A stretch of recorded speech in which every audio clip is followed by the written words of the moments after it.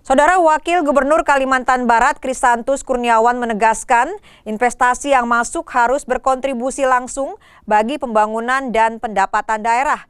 Selain itu, investasi juga wajib memperhatikan kelestarian lingkungan hidup. Tidak hanya dari sisi ekonomi seperti pendapatan asli daerah maupun berdampak pada pembangunan daerah. Proses investasi yang masuk ke Kalbar wajib memperhatikan faktor lain seperti kelangsungan sumber daya alam dan kelestarian lingkungan hidup.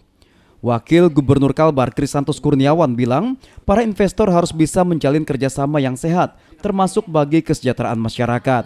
Namun demikian, tentu kemarin juga dibicarakan dengan delegasi Cina, kita harus menjaga alam kita. Jangan sampai eksploitasi tetapi merusak alam.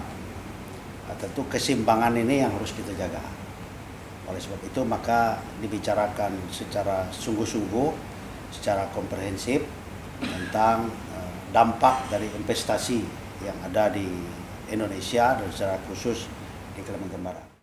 Sementara itu anggota DPRD Kalbar Heri Mustamin menyebut investasi yang masuk proses pengajuannya harus sesuai regulasi dan kebijakan pemerintah pusat. Ya paling tidak Dewan harus diikut sertakan gitulah. Bukan hanya sekedar mengawasi setelah investasi itu berjalan, tapi mulai dari awal gitu ya. Mulai dari perencanaan sampai kepada pelaksanaan. Ya Dewan diikut sertakan, tapi kita sadar juga bahwa kita kan memang sebatas untuk mengawasi. Tapi kalau tidak diawasi, ini jadi masalah. Kan banyaknya investasi nih yang kadang-kadang investasi tidak koordinasi dengan pemerintah daerah. Sehingga apa? Akhirnya sekarang semua perusahaan yang ada di daerah, manfaatnya untuk kepentingan rakyat itu sangat minim. Pemprov Kalbar menjelaskan banyak investor internasional yang tertarik berinvestasi di Kalbar, satu diantaranya Tiongkok. Jikapun terjadi kesepakatan, proses investasi dipastikan akan berkelanjutan, mendukung pariwisata dan ramah terhadap hutan. Dion Setiawan, Kompas TV, Pontianak, Kalimantan Barat.